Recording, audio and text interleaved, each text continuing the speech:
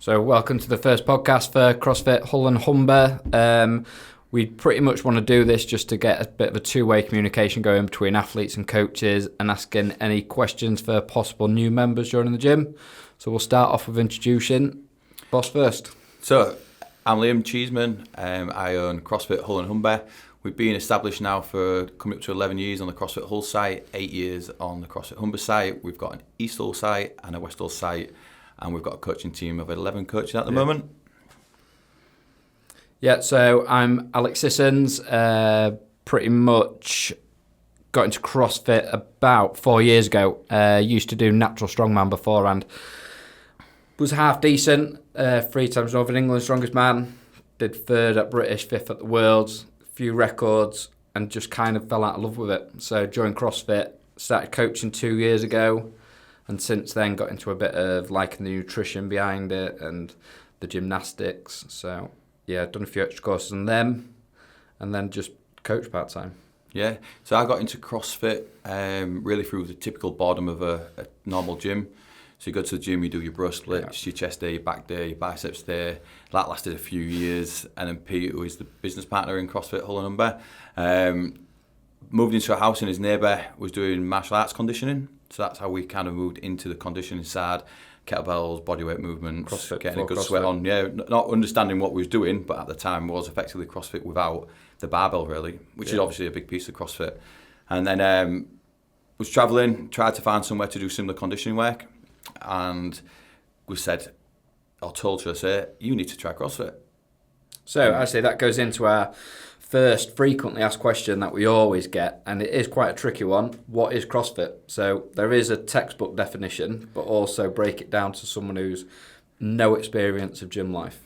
So CrossFit, by definition, constant varied functional fitness at relative intensity. If you're trying to explain that to somebody, it is we mash up, but not random. Yeah. 3 main areas really of fitness. So your strengthening, your weightlifting, your gymnastics, which is bodyweight movements, and your cardiovascular, sort of different domains that we work on, different energy systems. We do, I'd say there's 9 foundation movements with a barbell. You're pulling, you're pressing, and you're squatting. Your bodyweight movements would be, again, a pull-in, a push movement. So think of a pull-up on a rig or a press-up. And then you've got different variations of that, right from a ring row pull-in movement right up to a muscle-up, top end. But really, what makes CrossFit special is the community. Okay. So when people say, what is it? It's really community fitness. So bringing people together, we look after the workouts, you turn up and you get the best out of it because you're in that room full of people all looking to achieve something similar and working towards that better lifestyle and fitness levels. Okay, so just to make it even clearer, go through a standard class. So all classes start the same. So you would have what we call a whiteboard. We actually have TV screens. The coach would call you around. If you're a bit anal like I am, I'm like, come in nice and close. We're having a conversation. Don't like shouting too much. And we'd explain what the workout of the day is, which is where WOD comes from. Yeah. So people think a WOD is a certain part of what you're doing that day. It's not. A WOD is the workout of the day. So that workout of the day will include a warm-up. Some days will include a strength piece, which may be a strength or a skill. Like today, we was working on some handstands. And then you typically go into what would be your Metcon, which is your metabolic conditioning. So the coach would say, right, today we've got this piece, we're moving on to our Metcon, but today we're going to start off with our warm-up, which is X, Y, and Z. You get set up for your warm-up, coach would lead the warm-up, usually through a time, spending different sort of time elements on different pieces. So if it was a machine, we'd maybe spend 1 to 2 minutes on that machine to raise the heart rate up. Then you go through activation, mobilisation, potentiation, ready for whatever that next movement would be. So whether it be the handstands today, we did some shoulder activation. Yep. If it was onto a barbell, you'd warm up with a barbell. Then you start on that strength piece or skill piece. Then we'd come back round, the coach obviously leading it all the way through this.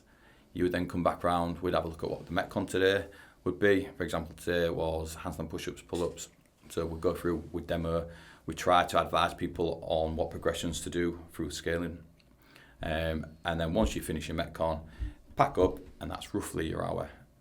And if we're doing our jobs right, it should be within a minute or so of that hour every session. every day. We don't shortcut it, we don't finish at 45 minutes. We try not to finish at an hour and 15 as well. So with that, you have talked a lot about rather complex movements then, like say today's one, handstand walks, and maybe people who haven't been to the gym before, or even people who are very new to the gym and haven't done these movements. I could almost see them being a bit like, I can't do that movement, it's pointless me going in today. Or people being put off completely by CrossFit from talking about complex gymnastics movements. Or I know my brother-in-law, heavy weightlifting.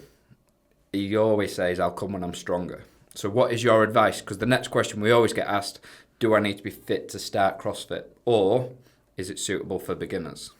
So no to the first question and yes to the second question, in short. Do you have to be fit to start? No, absolutely not. Any fitness level. Literally, you could have never walked into a gym in your life or done any exercise. And it's a job of the coach to give you the correct workout. So we call it scaling in CrossFit. So you might be really strong, you might be lifting 120 kilos over your head, you might come in, you might be lifting an empty bar, which is as low as 7 kilos. 7 kilos, and then over time, we're looking for our weightlifting numbers to go up, and our gymnastic numbers to increase, our metcons to start to come faster. When you're new, the hardest part, I think, is getting through the door. Yeah. Once you've done that first session, it's like, actually, I can do this. That's if the coaching's correct. And I'd like to say we have people keep coming back, so we do it. Scaling bodyweight movements tends to be the more difficult thing because I can give anybody a light dumbbell or a heavy dumbbell or a light barbell. But when it comes to having to move your own bodyweight, that's where people do struggle. But again, press-ups, there's press-ups, elevated press-ups on their knees, pull-ups, there's ring rows, there's bands to assist. There is always something that we can get you doing. I think there's a massive kind of thought about it as well. If you're scaling a movement, you're doing less of a workout. We get this, and most of the time, actually, if you're scaling, you're going to get more out of a workout. Absolutely, yeah. So biggest pet peeve, and we keep saying we're going to put it on the wall next to us, but I scaled. Yeah. We don't care. Yeah. Like literally, we do not care if you scaled. As long as you come, you hit the right stimulus, you hit the time domains, that's what we're looking for. I'll get this every day when I coach, when someone comes up and you say, what were your weights, and we record it all, and that's something else to go into, is I only did, but I only did this. And it's like, that for you is the perfect workout. And I think that's actually what is CrossFit. It's group fitness with, say, 16 are in a class, potentially 16 individual workouts in a group fitness, and everyone hitting exactly the same intensity. Yeah, and that's the job of the coach, is to make sure, like, on a full class with 16 people, it can be hectic. Yeah. But the coach, let's say we're aiming for a 10-minute time on a workout, is to try to get everybody in that room as close to that 10 minutes as possible. If one person's finishing 5 minutes and another person's finishing 25 minutes, you haven't done your job. You really are trying to get everybody to get the same workout. And by doing the scaling, by reducing the weight for some people, or slightly changing the movement up first, you'd always reduce the load first. You're always going to try to keep the movement as close to that movement as possible. So let's say the movement is a power clean. You're going to try to keep it to a power clean. So the first thing you do is you reduce the load. If people are really struggling at getting the movement pattern, you might take it to a hang power clean. If somebody's got a wrist injury, for example, you might go to a deadlift. But you'd always try to keep that. And that is the job of the coach. And if you've done a good session, your time domains or your rounds and reps in an AMRAP are going to be within a round of each other as well. So that's key. And that's our job. So when people come in who are new and unsure, we are there to make sure you're doing it as effective as possible. One of the good things I always like to think, and I think everyone who joins us is exactly the same, guilty of it, is not quelling the ego. I think as soon as you can lift a weight, that's my weight now. That's going to be in every workout. And I think the rep schemes, intensity, the whole idea of the workout sometimes won't allow that. So I know sometimes when coaches do tell you, right, we're going to put the weight back a little bit on this, you might think they're holding me back, they don't know. But there is reason behind it. Yeah, there is. And we say it on our intros really, is like the coach is only looking out for your best interest. Yeah. We want you to succeed on that day, keep coming back and progress on that. It isn't quite linear. There's going to be ups and downs in everything you do, but over time we want that slow progression. And if sometimes you need to take the weight back. You know, there's 100 things that can affect how you're feeling on that day. And if you start moving away, and I look and I go, looks a bit heavy that. Let's just take that weight back. Don't worry about it. Next time, you might be feeling great. You can move that load. I always see training as over a 5-day basis as well. So if on Tuesday you're lifting a weight, maybe a bit sluggish and everything, you don't want to get to the point where you're actually burnt out and you can't train Wednesday, Thursday, Friday. It's just so counterproductive. So I think that's also special about CrossFit, I like to think, is that we will look long-term, and long-term isn't necessarily a 6-week block. It will be 3-4 years' time, multiple CrossFit Opens. We want to keep you progressing, and I don't think you get that with a lot of conventional gyms. You may have like a 6-week diet plan, or you may have a 6-week strength block. It's very rare to get your progress over years. Yeah, we have members who have been with us. Some of them have been with us from the start, so 10 years at the CrossFit Hull site, 8 years at the CrossFit Humber site, and over the years they've done massive progression. Yeah. You might not feel like it every day or every week. You might feel you're having some dips. Might feel like you're having, feel like you're battering yourself against the wall some days. But if you start, look where you started and look where you're at, you're always going to be good. And I always say to people, like, it's sometimes difficult when you're in the room. Yeah, completely. And everybody's flying, let's say. Everyone's moving really well, and you're like, I don't feel great today, what am I doing, I always say to people, look around at your group of friends. How many of your group of friends, of your age group, because you've got to remember, we might have an 18-year-old in a class and we might have a 60-odd-year-old in a class. Look around at your group of friends who's lifting what you're doing, who's running like you're running, who's rowing like you're rowing, Unless they do CrossFit, or some of us sort of, there might be the High Rocks crew, they might be doing triathlons, fair play, but they aren't going to have an all-round fitness like what you're doing. And also, just to add to that, it's so hard to keep track of your own fitness progressions in a class with everyone else, because everyone else is making exactly the same gains as you. They're all getting fitter. So that is why we do have, we record everything. And that's the big thing that I don't think a lot of members see, because it's all behind the scenes as such, but every workout, every weight lifted, it's recorded, and that isn't just to be competitive on the day on the leaderboard. That is so we can have a look back over them 6 months, and when you say... It's a tool.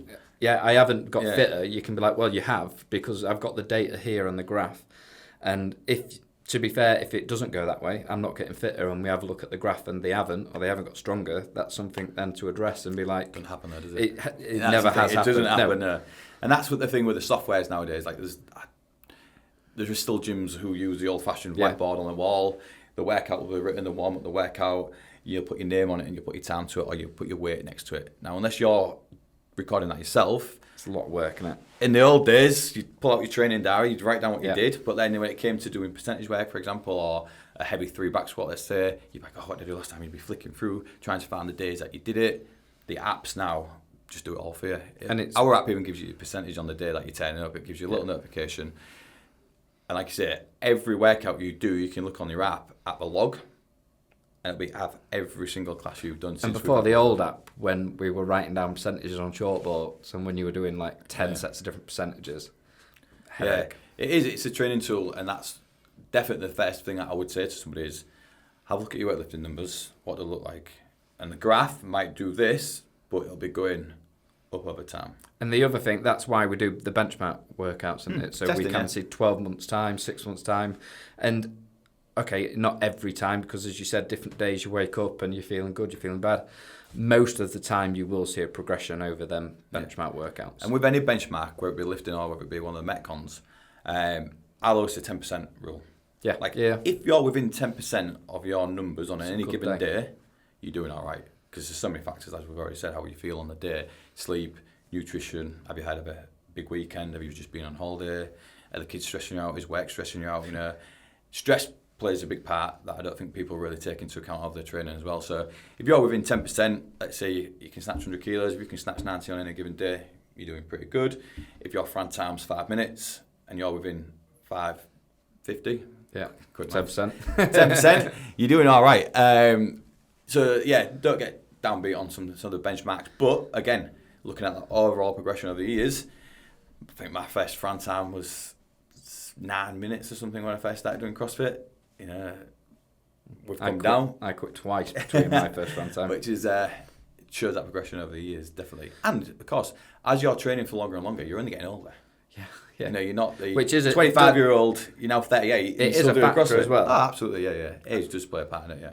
So with all them going in, it kind of, I think, is self-explanatory on this next one, but is CrossFit expensive? Because, so a monthly membership is just for the classes. So just for the classes, if you sign up for 12-month membership, it's 70. And if you get all access to the gym and the extra 90. training package, 90. So I could see where someone may be looking at this and going, £90 a month, that's expensive for the gym. But it's that group personal training, although it's not a group of 4, you're up to groups of 16 on a full class. But if you was to break that down, so we've done the maths, haven't we? So if you was to do 4 sessions a week, which I think is the sweet number really, it costs you £5.60. Yeah. So if you go buy a fancy Christmas latte at Starbucks, you're probably up at £5-6 a drink now. Pint of Guinness, £6. So for one drink, you're getting an hour's tailored session to you, and then you've got to use it. That's the thing, isn't it? Yeah, you have. And that goes on to our favourite word, consistency. Yeah. If you're consistently training, it's not expensive. If one week you come once, the next week you don't come, then you come twice, it's going to look expensive. But if you break that down to a personal training session, it's still not that expensive. So in this membership, we've just talked about, obviously you get all your workouts tracked and everything, all the data's kept. And it's easy readable data as well, and it's all on the app. Coaching, we've got 11 coaches, so you do get that diversity of coaches, and our coaches are very diverse. Like if you have a look at backgrounds and jobs. Yeah, we've got myself and Peter who own the business. We've been doing coaching CrossFit for nearly 9 years now. Yourself, who's been an ex-strong man. So Alex stuttered across his records he has. He had a world record for overhead press. Still holds the record for overhead press. So any weightlifting movement, you've got Al, you've got Dan, who's been with us for 8 years as well, who's equally coached as much as us, who's sports rehab. So fantastic when it comes to body movements, scaling options. Who else we've got? So we've got Lois, again, UX at the university in the sports rehab team. Yeah. Great. Carl, he did bodybuilding, so he's gone through all the diet stuff and the training. One of the strongest dwarfs you'll ever meet in your life. Yeah. Who else we got? We've got Craig, sports conditioning courses, does CrossFit Kids. He's good with the CrossFit Kids because that's... That's no matter how many people get asked to cover that CrossFit Kids class on a Saturday, like, I think I've got something on. I'm really worried if any parents are listening to this, but I honestly, I couldn't do it again. I've done it once, never. No matter what Craig needs, it isn't happening. No, that's the different one. So yeah, we have got a very diverse team who've got a lot of experience. Everyone's got the CrossFit qualifications. Some of us have our strength and conditioning level 4s. I've got my CrossFit level 3. We've got those with the sports rehab degrees. So it's not just someone's got the level 2 fitness doing Zumba and just decides to show somebody how to lift weights. And on top of that as well, just to make sure that people are getting the value for the money, we have internal coaching assessments. We have coaching where all the coaches get together and we fire off if we're doing stuff correctly, if we're ordering stuff the same. There is quite a lot behind there because we do know it is a chunk of money and we do want to deliver the highest quality stuff. So we work a lot on it behind the scenes that maybe they don't see. Oh, yeah, like that's what separates CrossFit to other gyms, whether it be a boxing gym or a boxercise style gym, not just a boxing gym because it's a completely different sport. Going to do an RPM class at your gym or anything like that. Yes, they're qualified, but do they have the experience in delivering to a group fitness, which is what we do. When we have our coaches meetings, we make sure, like you say, we're all singing off the same hymn sheet. We all know what our scaling options are, who's got potential injuries, who may be pregnant. We've got chats that we share all that information. Again, all to make sure that we deliver the best possible. And don't think they always go smooth either, because we had that chat last time about what is RX and when to put it in, and it was like an hour of argument. Yeah. It's not just, we do have quite a lot of passion because every one of the coaches trains at like all the members as well. So we do have a lot of passion towards making sure it is right. So our final FAQ as such is kind of summed up with it all, but the benefits of CrossFit. So benefits of CrossFit will go short-term benefits and long-term. So short-term, you're going to see a really fast increase, probably. I say probably, if you're new to lifting, you're going to see some really short-term quick goals. Yeah. Every time you squat, you go, I can squat more, because your body's getting used to it, those motor patterns are developing. But the long-term goal, is the community. You're going to create a huge group of friends that you never thought would exist. And that's what keeps you coming back. You're training with friends, you're going out for drinks with friends. It does really make a big part of the community. But long term, it's got to be your overall health and fitness. Like, what we're looking for is longevity. So we don't want you just to turn up, smash out in 6 months, walk away and I can hardly move, CrossFit's rubbish, because we're looking for that longevity. So in 13 years of me doing CrossFit, can I still lift? Can I still do my Metcons? Can I still get a little bit better, that 1% that people talk about? Yeah, it's still there. And nutrition, as is going to be a big focus on this podcast, is key to that. Yeah. I think you are right with I always like to put things in a bit of perspective. Saying doing CrossFit for 4 years, I'd like to look at most people my age and keep it quite relative, that I am fit in comparison to people my own age. And I think that's a big thing of, we train with like Charlie, Jack, all mid-20s. Sometimes you think, how am I actually getting fitter? Am I this? It's all relative. And I think sometimes it's hard to keep that, because we have got members who are in their 60s. And this isn't just participation. I'm on about doing rope climbs, doing handstand walks, beating us on rowers. Like John on a rower. Yeah. You're not touching him. Alderman Mark was in the semi-finals of the CrossFit Games. I mean, some of Deadlift our... smaller than I can, yeah. Absolutely. I used to think when I started CrossFit, the most impressive thing was the people at the CrossFit Games, or like Lewis, not taking anything away from Lewis, but the most impressive thing is people who are 50, 60 plus, who are coming every day, so that intensity is not taking them out, they're not getting tired, and they're doing some absolutely mental stuff. And that, to me, is proof of the benefit of CrossFit. Yeah. It's like, again, not take it away from those top-end athletes. It's great. You're in your 20s, you're in your early 30s, you've been training a long time, you're absolutely phenomenal at what you do, and the dedication is unreal for the time you put into your training and everything that surrounds that. But when we've got, for example, Vic, who comes at 6 o'clock every morning, she's 15 years old. Yeah. All the way through her summer that she did that. That's very impressive. Yeah. That mentality at that age is unreal. Right through to, like we say, Omar Mark, who's in his 60s and competing at the semi-finals level of the CrossFit Games. Or even Carol. I use Carol as an example. Everything. Just everyday family mum, loves dogs, turns up, sometimes gets a bit annoyed with herself because she's not quite lifting what she's doing, but as we're saying, that long linear progression. And she's in her 60s. And she comes, she tries hard, she gets a good sweat on. Pleasant as you like. Thanks for that, Liam. With a big smile on her, she walks out the door. It's brilliant. So, and also one of the big benefits, we don't just do CrossFit at the gym. No. We now are very diverse, and we do work with Paul for brain injury and Parkinson's. So, have you seen benefits of people taking the CrossFit style workout? Because we're not putting them through. Yeah, we're still using the CrossFit methodology, which you could argue is your functional fitness movements.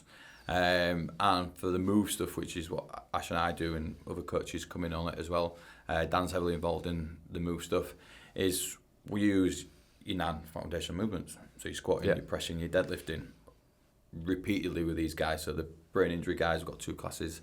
Some need a little bit more assistance than others, but they're still trying to get those beneficial movements. Are they also producing that linear graph of improvements? Oh yeah, the Wednesday class, when you look back to 18 months ago, the things that they're doing now, it might look so minor to some people, but these guys have had brain injuries, like there was bedbound after their injuries.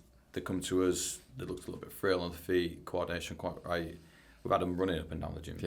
We have them squatting, we have them doing thrusters, and it's all CrossFit methodology that we're using.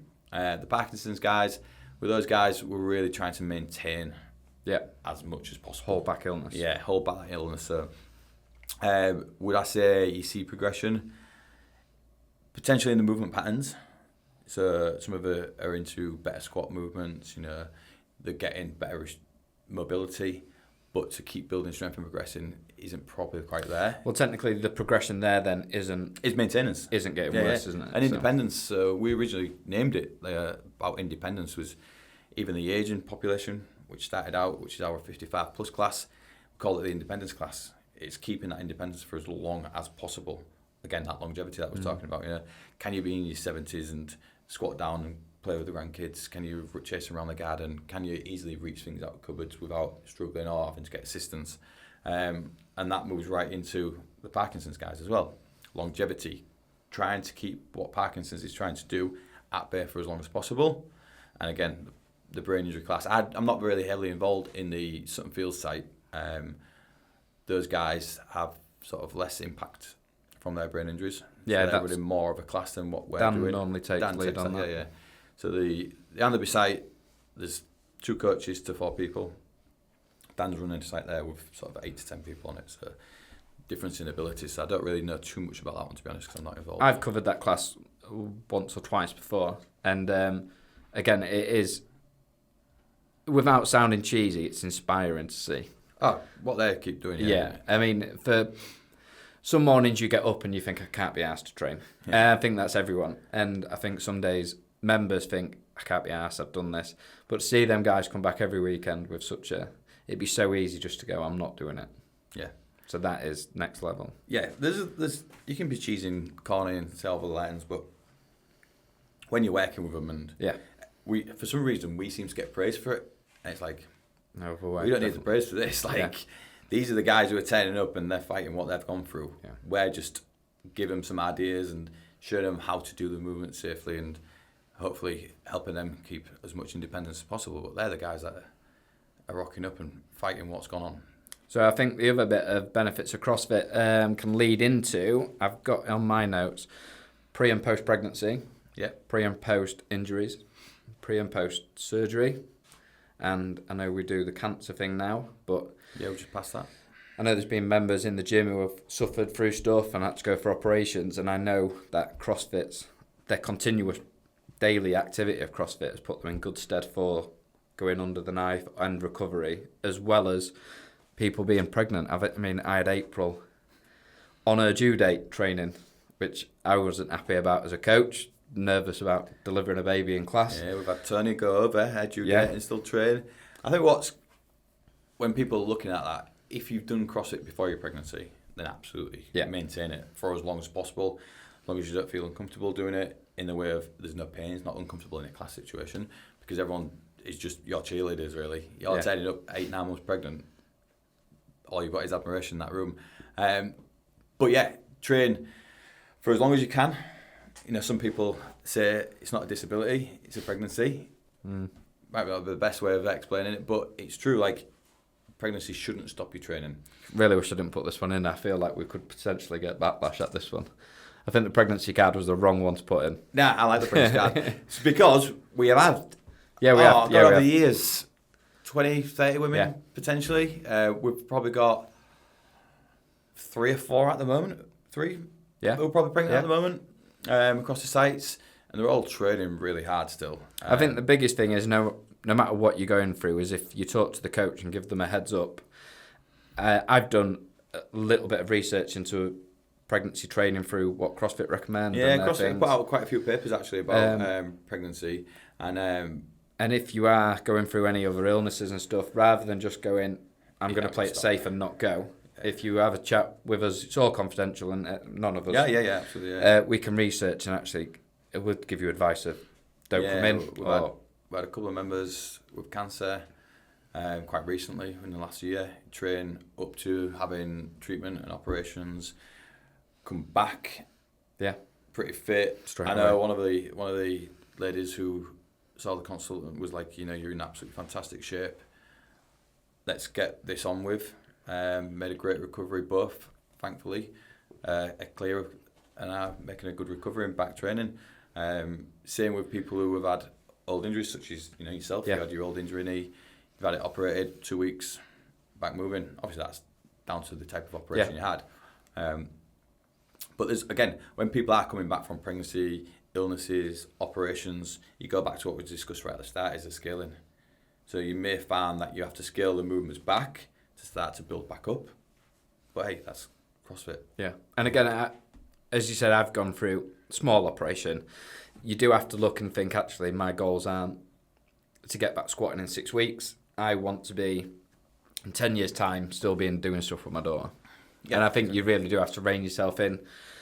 And I think that's the joy of even other coaches being like, we're scaling this. Yeah. You have got to scale this, and keeping each other accountable. Again, consistency. Yeah. And that longevity. So that kind of goes over our FAQs that we've got. But funnily enough, your last thing you said then, consistency is key. What do you mean in terms of consistency is key? So, I mean, is consistency for me a couple of weeks doing the same thing and seeing a result, or a couple of months, or lifetime? So everything you do, and it goes down, again, the corny cheesy lines, that everything you do in life, if you're consistent with it, you're going to see progression in it. If you cook a healthy meal one night, then get a takeaway the next couple of nights, you're not going to really get any better at your nutrition. But if you're consistent with it, you're going to see the benefits. If you're consistent in your training, you're going to see the long-term benefits. If you're consistent in your job, you're probably going to do pretty good at your job and earn more money. So it's not just consistency in what we do in the gym. If you can be consistent in life, as boring as sometimes it may be, or people look at you and go, why are you doing that? We'll see you in 20 years, pal. Yeah. Yeah. Why are you prepping your food? Why are you eating those GSN? So I think the big one with consistency is people can get a bit overwhelmed with it and think they need to do everything at once, don't they? Yeah. When we have new members start, and some people want to jump in on everything. Right, I want to get fit, I want to get strong, I want to sort my nutrition out. It's like, right, let's build some consistency first. Yeah. Let's turn up to training 3 times a week for the next 6 weeks. If you're feeling good, let's sort of some weeks hit that 4 sessions. Once that becomes part of your routine, then, right, that's consistent. That's your routine. You set your alarm. You get up at 7 o'clock every day to come and do the class. Great. Let's tick that box. That has to stay the same, but now we're going to introduce some consistency on your nutrition. Let's have a look at what you're eating. You can sit down with a coach. We don't advertise it, really, but we do one-to-one sessions with coaches. There is a cost involved because it is a minefield, nutrition. Everybody's got such a different opinion on nutrition. But again, going into that consistency thing, if you need help to be consistent to start with, build those foundations, building blocks, get your nutrition, get your meal plans, your meal prep done. That's going to help you out. Be consistent every Sunday. I'm going to spend an hour to cook some food. That's going to see me right for the week. That's where we need to be at. And then spread that across your life if you can. So they say, I've heard people say, but it's boring. The consistency is boring. But what you did say was, and then it becomes routine. And I think that's the major thing, is routine isn't boring. It's something we do without even thinking about. Yeah. So all our 6 o'clock members, 7 o'clock members, when I first started, I always thought they were mental. Who gets up at that time to train? Start to do it, become a routine. I wake up at that time naturally. If I don't, I actually feel like something's wrong with the day. So you are right with that. Consistency is hard to get, but once you've got it, it's actually hard to get rid of it then. Consistency breeds excellence. There we go. Is that little saying, isn't it? But yeah, it's some weeks you might not be as consistent. You know, again, looking at that long term, you know, you might have a week where you're like, I'm just tired. I might have a week of training. It's not going to kill you. No. You know, but if you look at your year and you train 3 to 4 times a week, consistent, or on average across a year, you're doing pretty good. If you were meal prepped 50 out of the 52 weeks, you're doing pretty good. If you've got an all day on an all-inclusive and fill your face and put on 4 kilos in a week, fair play. Just get back to your consistency when you come back. Yeah. You know, it doesn't have to be so rigid, but always looking at long term. I think I've had people come up to me saying, I want to learn bar muscle-ups. I want to learn handstand walks or anything. And you say, right, this is what you've got to do. There's always a step to achieve something, no matter what you see on Instagram. We joke about it all the time. We'll talk about that on another podcast, actually. The consistency, and you'll say, go away, do this twice a week until you can do it. I find a lot of members, I'll never see them do it again. No, they won't. Unfortunately, like, turning up to the class 3 to 4 times a week is enough. Yeah. Is enough for anyone, really. And those who do want to do the extras will do the extras, and those who think they want to do the extras won't do the extras. But, like you say, you name 2 sort of top-end gymnastics, handstand walks. Do you need to do it for everyday life? No. Is it a nicety to do? Yeah. I wanted to learn handstand walks, so Pete and I, after every 6 o'clock class, just practiced handstand walks every day. Like, we were very consistent with it, overly obsessed, really, until we got them. It was not even 5 minutes after the class. I think when you tell someone to do something, we are good coaches, Alex think, but we don't work miracles either. Yeah. When you talk, so recently Rach Franz put a video up. Brilliant. With Sean. Yeah. I was there when she got her first muscle up. Couldn't have been happier for her. That really wasn't the impressive thing for me. It was the video afterwards, because I'd seen her for 6 months trying. I hadn't realised she'd been recording it for so long. You're going back years. 2017, I think, was her first pull-up. Doing pulling strength. Yeah. And then you see banded pull-ups, then less bands, then normal pull-ups, deficit pull-ups. All them progressions that we write on the list, and they're on the gym in them little plastic boards. Yeah. It's on the app as a pull-up. She's followed them, and it's worked. But if you said to someone, you need to follow these progressions for the next 2 years, and then they really are judging up, then is it worth it? Rach couldn't do a press-up when she started with us. Yeah, it's insane. And it is a long journey when you look at it like that. But I remember her saying, how do I get better press-ups? I said, do 1 every day for a week. When you can do 1, do 2 every day for a week. And she built up doing that, and now she's doing bar muscle-ups. Like I said, it is a long journey, but she's been very consistent with her training, and probably goes back to what we said. Some weeks you can think, I can't really be bothered this week. Yeah. Some weeks Rach does that. Yeah, and you can see it in Rachel's face, but look at where she started, look where she is, she's flying. She's a good weightlifter, soon to be a CrossFit coach, hopefully. But she can do pretty much everything because she's consistent over that duration. And I think that's the thing nice to see. And I think it's good for other members to see that, actually. And maybe the tips we're telling you aren't the ones you see on Instagram, and they're very basic. They're very boring. Yeah. And boring doesn't sell, but do the basics right. It does work. Yeah. And Rach did prove that. I thought it was a really brilliant video to put up. So I hope we definitely see more of that. We'll get into what you see on Instagram on a different podcast, but just to touch on it, like when you see people going, do this progression on Instagram to get your bar muscle up, they can do bar muscle ups. Yeah. That's the difference. They've got the strength to hold these positions with the feet elevated on a box, or with 1 band tied around the neck doing bar muscle up progression or whatever they're showing. That's all right because they can do bar muscle ups. Yeah. They do this with the hips. Yeah, because you can do it. But you've got to get those basics. You've got to get the push and the pull right all the time. And unfortunately, it is boring. It actually goes into a bit of a shooting myself in the foot here. Like when I started, I'm as bad as anyone for learning stuff. I just want to learn the most complex thing, and that's it. I think everyone does that. Yeah. It looks good, doesn't it? I went straight to butterfly pull-ups, yeah. Smash butterfly pull-ups, and then 20, 30 unbroken, tick box pull-ups done. Strict pull-up workout today.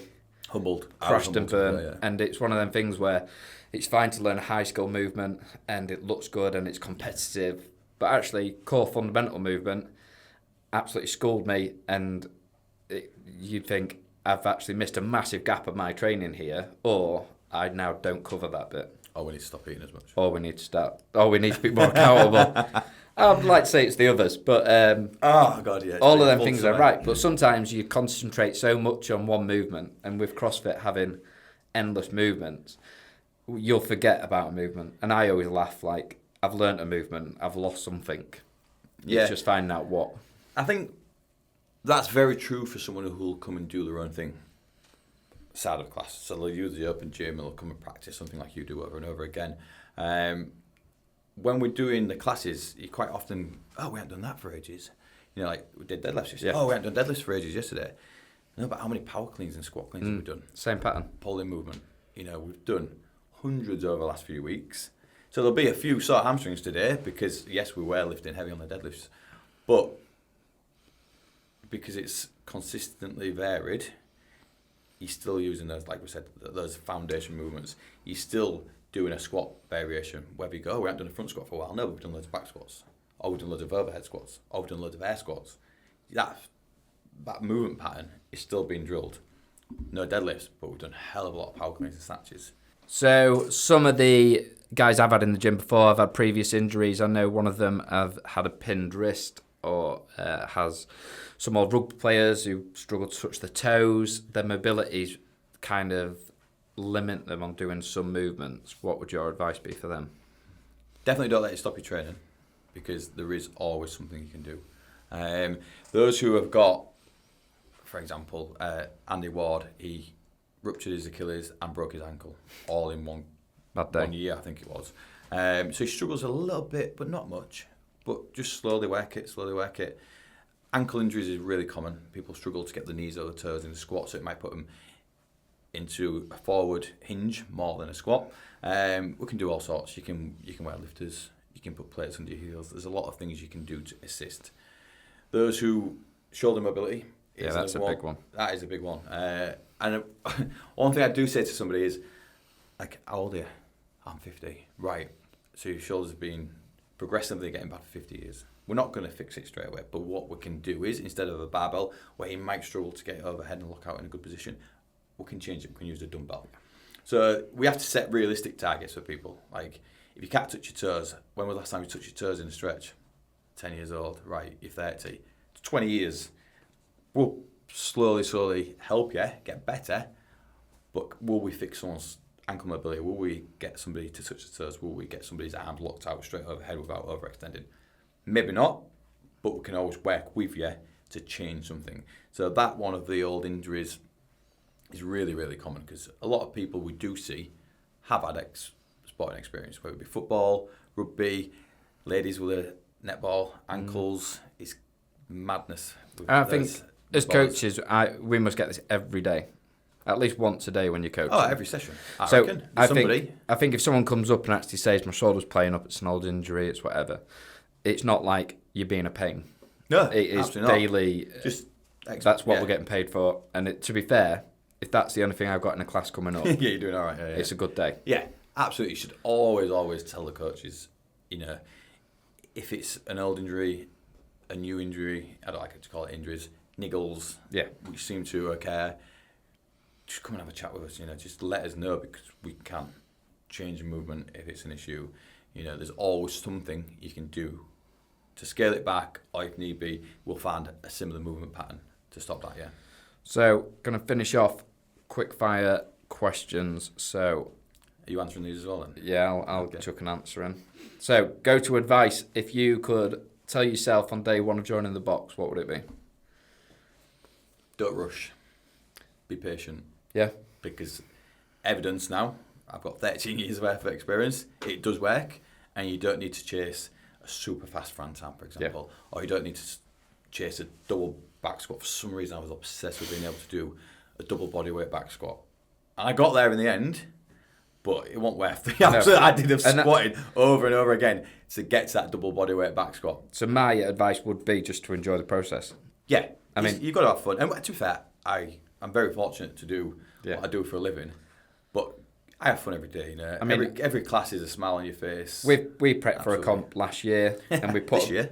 What was it? It wasn't that long ago, yeah. Feels it. We put a lot of extra work in.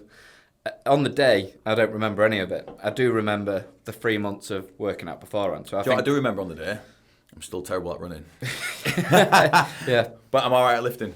So I think that's the one I'd say is just to enjoy it, and it'll all become okay. Yeah. It's up for you. Okay, next one I'll ask you first then. Go to food prep. So, burgers. Pretty much, I've been on burgers for the last 7-8 months. Those pull-ups for today. Yeah, well, it probably does. I would like to say it's all background and balanced out, but pull-up weight has definitely gone up. But yeah, go-to food, burgers, and it literally is just... a burger patty you're talking about. Patty, but beef from the butcher's, chuck it on the pan, dinner, and you've got like 60, 70 grams of protein. Yeah. Perfect. Using mince, I think you can do all sorts of it. But my go-to is definitely chili.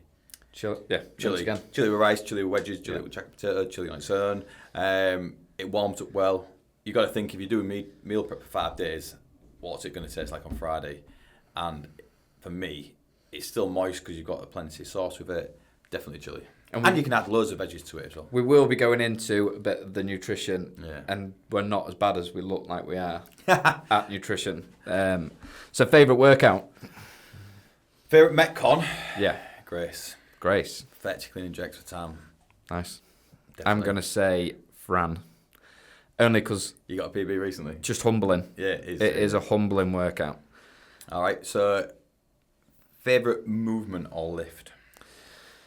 I'm going to say favourite movement, ring muscle-ups. Only because how long it took me to get them. Yeah. I was on that process that everyone else was of bands and jumping, and still not perfect at them, but I kind of think I've done it when I can do them. You? Snatch. Oh, You love a snatch. Love a snatch. I don't know if it's one of those things like my squat that I chased forever, that 100 kilo snatch just seemed like it was like the gold standard, which is not anymore. It's so common now. But I just enjoy it. Like, it takes a lot of strength, coordination, balance. It literally ticks every movement. Every movement that CrossFit put out as a 10 elements of CrossFit, or of elements of fitness, I say. It literally ticks them all. And yeah, God, when you get it right, as I like to say, when the snatch gods align, it feels good. So, coach's pet peeve, last one. Well, I picked up on mine earlier, is but I scaled. Yeah. When people say, oh, but I scaled that workout, oh, we don't care. And that's without sounding like an absolute dickhead, I don't care how you scale that workout. As long as you do that workout, you're finishing that time domain, or you get this roughly the same rounds and reps as everyone else on the class. I don't care how you scaled it. Did you try hard? Yeah. That's what I want to know. And to be fair, no one remembers 12 hours later, do they? Once No, the workout. and I say that all the time. People are like, oh, can you put this in the notes, blah, blah. And let's be honest, unless it's a benchmark, you're probably never going to repeat that workout again. I love how people get so passionate about that leaderboard. Oh, yeah. But again, it's a good thing and a bad thing. It is a good thing. A good thing in that you push yourself to try hard and you're challenging against somebody else in the room. But a bad thing that you probably are going to go, I want to RX. And as we've discussed already, like, the coach tells you to strip that barbell weight down and you're, why? But why? I can do that. Not today. So my coach pet peeve would be kind of like that. It's just negativity in general. Yeah. So not in a bad way, but people are always negative on themselves rather than anyone else. The CrossFit community's high-fiving everyone. Oh, yeah. We're critics to ourselves. I mean, there must be, I'm not going to name names, but there's about a dozen members who every single workout will say, but I've only done this. Yeah. I haven't done this. Yeah. And as a coach, again, we're talking about that long-term thing. I've seen how much they've progressed. It's sometimes they don't see that. No, that is hard to remember where you started. So again, one thing on that though is you may feel like you've had a really bad workout or you haven't done as well as you wanted to. I can guarantee there's somebody in that room looking across going, goals, I want to be able to do that. God. No, let's look at Carol. She's in her 60s. Somebody in their 50s might look at Carol and go, I want to be doing that in another 10 years' time. I'll look at Carol and go, God, I hope I'm still doing this when I'm Carol's age. So don't get downbeat that you didn't eat your numbers, because someone I can guarantee will be your cheerleader. And it's better than the workout you didn't do. Exactly. It's so easy not to come to class. Yeah. Last one then, since we've been talking about food, your favourite cuisine of all time? Italian. Easy pizza. Can't go wrong. I do like a pizza, but I think a good curry. Problem with that is all the extras. That explains stuff, that does. Pizza, curry. It's all that cream. We'll end it there, I think. Yeah. So this is our test pilot. We're going to see how it all edits up. Use it for social media posts. I think next time we maybe have a few questions from the members and non-members. And we have got quite a few questions. Dean sat in the background has got some questions that we're going to look at next time. And maybe subject it, kind of have a... And we need to think of a name. Yeah. CrossFit, Hull Number podcast. It's CFH. quite a mouthful. But obviously we want to brand it as a CrossFit podcast. There we go. What we're going to be talking about. We can chuck that out to Instagram. Give us your best name. Nice. And don't pick on my bald head. All my chins.